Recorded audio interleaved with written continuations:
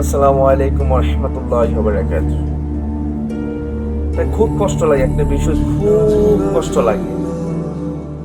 কেন কষ্ট লাগে? দেশে থাকতে কিন্তু আমরা বুঝি নাই বিষয়টা কি। শুধু একটাই চিন্তা করতাম যে আমরা বিদেশ যাব, বিদেশ যাব, বিদেশ যাব, বিদেশ যাব। বিদেশ জানি কি মজা। হায় রে বিদেশ। যখন চাচারা বিদেশ করতো, ভাইয়েরা বিদেশ করতো, একটা সময় বলতাম যে 5,000 টাকা দো, 10,000 টাকা দো, 500 টাকা দো, 1,000 টাকা দো। ঠিক আছে, আমরা মার্কেট করব, হ্যাঁ আমরা এমন জায়গায় যাব, অমুক জায়গায় যাব। তখন আমাদের ফ্যামিলি থেকে যখন আমাদের আত্মীয় স্বজন টাকা না দিত, তখন আমরা কি বলতাম যে হাই রে, সে আজকে আমাদেরকে টাকা দেয় না, হ্যাঁ বিদেশ গেছে গা, সে আমাদেরকে ভুলে গেছে। ভাই এটা কখনো দেশে থাকতে বুঝি নাই। যখন বিদেশে আসছি তখন ওই কথার মূল্য ঠিকই আমি নিজে বুঝতেছি। কেন আমাকে একটা মোবাইল দেয় না, ঠিক আছে, কেন আমাকে 500 টাকা দেয় না, 1,000 টাকা দেয় না, তখন কিন্তু আমরা রাগ হয়ে যেতাম। ভাই রাগ কি জিনিস, হ্যাঁ তখন এখন আমরা বুঝি যে মানুষে আমাদের কাছে এখন চাই যে আমরা এখন বিদেশ আসছি, যে ভাই একটা মোবাইল দিয়েছি, ভাই 500 টাকা দেয়, ভাই 1,000 টাকা দেয়, কিন্তু আমরা দিতে পারি না। কেন দিতে পারি না? এখন আমাদের কাছে একটা সময় আছে, আবার একটা সময় নাও থাকতে পারে। আমাদের মাসকে যদি বেতন হয় তাহলে মাসকে বেতনে দেই একটা সময়, ঠিক আছে, মানুষও খুঁজে, বন্ধু বান্ধব খুঁজে, তখন কিন্তু আমরা দিতে পারি নাই। তার জন্যই বলি যে বিদেশ জিনিসটা বহুত ভয়ঙ্কর। ঠিক আছে, বিদেশ মানুষ অনেকে সুখী হইতে পারে, অনেকে সুখী হইতে পারে না। বিদেশ এমন একটা জিনিস, এটা হলো ভাগ্যের উপরে নির্ভর। বুঝছেন ভাইয়েরা? তখন আমরা একটা জিনিস চিন্তা করি, যখন বিদেশে এসে পড়ি তখন ওই কথাগুলো চিন্তা করি যে কিছু কিছু মানুষ আছে আমাদের এখানে, ঠিক আছে, সব দেশেই একদিন 2 দিন 3 দিনও খেতে পারে না। বিদেশ সবুজ একটা জিনিস আছে, ঠিক আছে, 1 রিয়াল দিয়ে তখন ওই জিনিসটা সবাই কিনা খায়। বিদেশ ভাই বহুত কষ্ট। বিদেশ আরামের কিছু নাই, এখানে আরাম কিছু নাই। বুঝছেন, বিদেশ বহুত কষ্টের। তার জন্য বলি যে আমরা দেশে থাকতে টাকাগুলো চিনি, ঠিক আছে, যে আপদে ও পথে, ঠিক আছে, এভাবে ওইভাবে আমরা বহুত টাকা খরচ করছি জীবনে, ঠিক আছে, কত মানুষ খরচ করে, যে দেশে থাকতে বুঝে না টাকার মূল্য, বিদেশে থাকলে টাকার মূল্য ঠিকই বুঝে। তার জন্য বলি যে দেশে থাকতে আপনার টাকার মূল্য বুঝেন, তাহলে ইনশাল্লাহ কিছু সাকসেস হতে পারবে। বিদেশ যদি আপনারা এত কিছু চিন্তা করেন, তাহলে বিদেশ আসেন, 12 ঘন্টা 13 ঘন্টা 14 ঘন্টা 15 ঘন্টা ডিউটি করেন, তাহলে বুঝবেন যে ডিউটির কত কষ্ট, হাইরে রোদ, কত রোদ।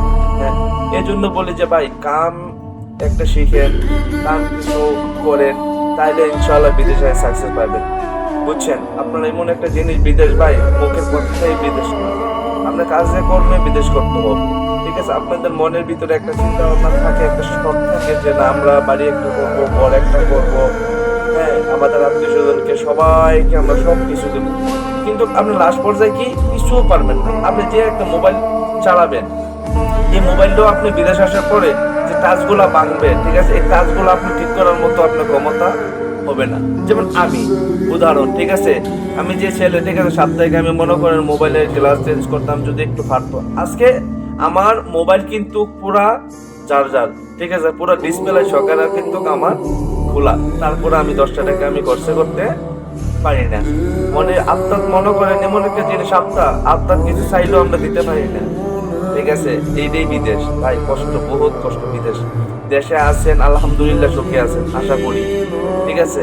আর আপনারা যখন বিদেশে আসবেন তখন একটা কাম শিখবেন, কাম শিখলে আপনারা সাকসেস হতে পারবেন। বুঝছেন, কাম শেখা ছাড়া বিদেশ আসাটা আমার মতে একদম খারাপ। বিদেশ আসলে একটা কাজ শিখে আসেন, যেমন কিছু কিছু কাজ আছে, ঠিক আছে, ওই কাজগুলো শিখেন, ইনশাল্লাহ সাকসেস হতে পারবেন। যেমন আমি টুকটাক, ঠিক আছে, সেলুনের কাম আমি দেশে থাকতে করতাম, তখন আমার আম্মা একটাই কথা বলতো, ঠিক আছে বাবা বিদেশ যাইবি, ঠিক আছে, একটা কিছু শিখ। তখন আমি চিন্তা করলাম যে না, টুকটাক যাই। তখন আমার আম্মা গালিগালাজ করতো, বদাবদি করতো, তখন আমার মারতো যে যা যা যা। এখন আল্লাহর রহমতে আরামে আছি, সুখে আছি, নিশ্চিত নিচে আছি। কেন আছি? ওই আমার আম্মুর কথাটা শুনছি টুকটাক, যেমন কাজ করতেছি এখন, আরামের কাজ, কোনো রইতে যাওয়া লাগে না, ঠিক আছে। তেমনি ভাই মা কখনো ছেলেদের খারাপ চাইবো না, মা মাই, ঠিক আছে। আপনারা মা একটা সময় বকা করবো, একটা সময় আপনারা গালিগালাজ করবো, সমস্যা নেই, মা জিনিসটা আপনারা মাইনা নিতে হইব। মা এমন একটা জিনিস ভাই, মা হইলো ঘরের সংসারের সব দায়িত্ববান, বুঝছেন, সংসারের দায়িত্ববান। তখন আপনারা কি খুই, ঠিক আছে, আপনাদের মাকে কখনো কোনো কিছু বলবেন না, একটা জোরে গলা বলবেন না। কেন? একটা জোরে গলা যখন আপনার মা বাবাকে বলবেন, তখন কিন্তু সে খুব কষ্ট পাইব। আপনাকে 10 মাস 10 দিন, ঠিক আছে, আপনাকে লালন পালন করে আপনাকে জন্ম দিয়েছেন, ঠিক আছে, আপনার মা কিন্তু আবার 1 বছর থেকে আপনাকে 15 16 20 বছর পর্যন্ত আপনার ওই মা সংসারে রাখে আপনাকে, ঠিক আছে, তাও কিন্তু আপনাকে কিছু বলে না। সে হইল মা। মা জিনিসটা বহুত অদ্ভুত, ঠিক আছে। মাকে থাকতে মূল্য দেন, ঠিক আছে, ইনশাল্লাহ সবকিছু সাকসেস হবেন। মার দোয়া সবচেয়ে বড় দোয়া, ঠিক আছে। আপনারা মার কাছে সবকিছু বলেন, মা আছে সংসারের মধ্যে, ঠিক আছে, মাকে হাসি খুশি রাখবেন, সবাই মা যেটা চায় সেটা দিবেন। কখনো মা ছেলেদের জন্য খারাপ চাইবো না, ঠিক আছে, সে হইলো মা। এই জন্যই বলি যে মা বাবা থাকতে মূল্য দেন, ঠিক আছে। মা বাবা যদি না থাকে তাহলে বুঝবেন, যেমন আমার বাবা নাই, আমি এখন বুঝি। আমার বাবা যখন 2014 সালে মারা যায়, তখন আমি আমার বাবার পায়ে নিছি। তখন ওই সময় আমি ছোট, ওই সময় আমি 6-এ পড়াশোনা করি, ঠিক আছে। তখন ওই সময় বুঝি যে বাবার মূল্য কি জিনিস, এখন বুঝি, ঠিক আছে। ওই সময় বুঝি না যে বাবার কি মূল্য জিনিস। ওই সময় আমার বাবা আমাকে কান্দে করে নিয়ে যেত, হাইটটা নিয়ে যেত বাজারে, ওই জায়গায় নিয়ে যেত, ওই জায়গায় নিয়ে যেত, কত খানু নিত। আরে ভাই, বাবা কি জিনিস, হ্যাঁ।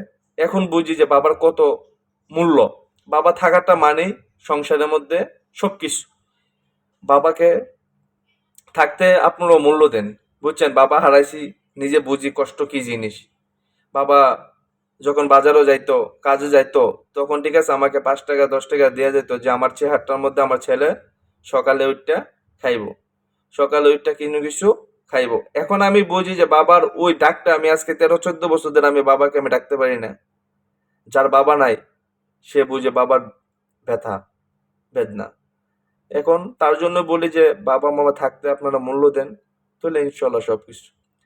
আজকে চিন্তা করেন একটা বিষয় কি, আমাদের কত সুন্দর করে লালন করছে পালন করছে। আজকে আমরা বাবা থাইকা যদি আমরা বাবারে গালিগালাজ করি, যে একটা বউর জন্য, একটা মেয়ের জন্য যদি আমরা ফ্যামিলিতে কষ্ট দিই ভাই, এটা খুব বিষয়টা কষ্টের। আপনারা বুঝবেন যে সংসার হইলো পরের সাবজেক্ট। আপনারা যত ছোট থেকে লালন পালন করে আপনাদেরকে বড় করছে, তখন আপনারা মনে করতে হবে যে আমাদের মা বাবা কখনো আমাদেরকে খারাপ চাইবো না। আমাদের মা বাবা একটা সংসারের মধ্যে একটা কোন মেয়েটা আমার ছেলের সাথে হাঁটবো, ঠিক আছে, এটা কিন্তু আমার মা বাবাই ভালো জানে। আপনার মা বাবা অবাধ্য হয়েছে, আপনারা হ্যাঁ বিয়া শাদী করবেন, আপনারা বাইকে যাবেন গা, চলে যাবেন গা, ঠিক আছে, মা বাবার মনের ভিতরে কিন্তু খুব কষ্টের একটা বিষয় থাকে। কখনো এই জিনিসটা করেন না যে মা বাবা অবাধ্য হয়েছে আপনারা কখনো বিয়া করেন না, ঠিক আছে। মেয়ে মানুষ, উদ্দেশ্য একটা কথা বলি, মেয়ে মানুষ বুঝে নাই, ঠিক আছে, সব হলো আবেগ। আরে ভাই, তোমাদেরকে এত সংসার এত সুন্দর করে লালন পালন করে সেটা তোমরা যদি একটা ছেলে কথা মতো যদি তোমরা চলে যাও, তাহলে তাইলে এটা কিভাবে একটা মানুষের মান সম্মান যায়, ঠিক আছে, ফ্যামিলির মান সম্মান যায়। মারা বহুত কষ্ট করে আপনাদেরকে লালন পালন করছে, মেয়ে মানুষ, ঠিক আছে, আপনাদেরকে লালন পালন করছে। আপনারা বোঝার দরকার যে আমাদের সংসারের মধ্যে, আমাদের সংসারের মধ্যে আমরা জানি আছি, ঠিক আছে, আমাদের মা বাবার বাইরে আমরা যাব না।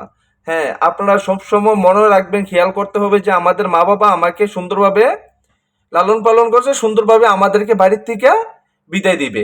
তার জন্য বলি যে ভাই, আপনারাও একটু সতর্ক হন। আপনারা মেয়ে মানুষ, সুন্দর দেখে আপনারা ফাল মাইরেন না, ঠিক আছে, সুন্দর দিয়ে আপনারা চোখা খাবেন না, বুঝছেন। সুন্দর মানুষের ভিতরে গুজুর বেশি। তার জন্য বলি যে আপনারা মা বাবার উপরে বিশ্বাস রাখেন, ঠিক আছে, তাহলে ইনশাল্লাহ আপনারা সবকিছু সাকসেস হতে পারবেন। মা বাবার উপরে বিশ্বাস রাখতে পারবেন না, কিছু করতে পারবেন না।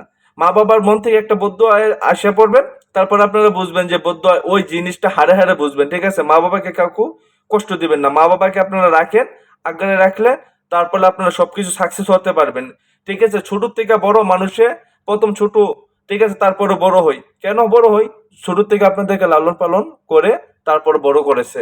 বড় হয়েছে আপনারা বুড়ে আঙ্গুল দেখাবেন মা বাবাকে, এটা হবে না, ঠিক আছে। একটা মেয়ের জন্য, মেয়ে মানুষ বহুত আসবে জীবনে, ঠিক আছে, ভালো আর মন্দ যাচাই করে আপনারা সবকিছু করবেন ইনশাল্লাহ।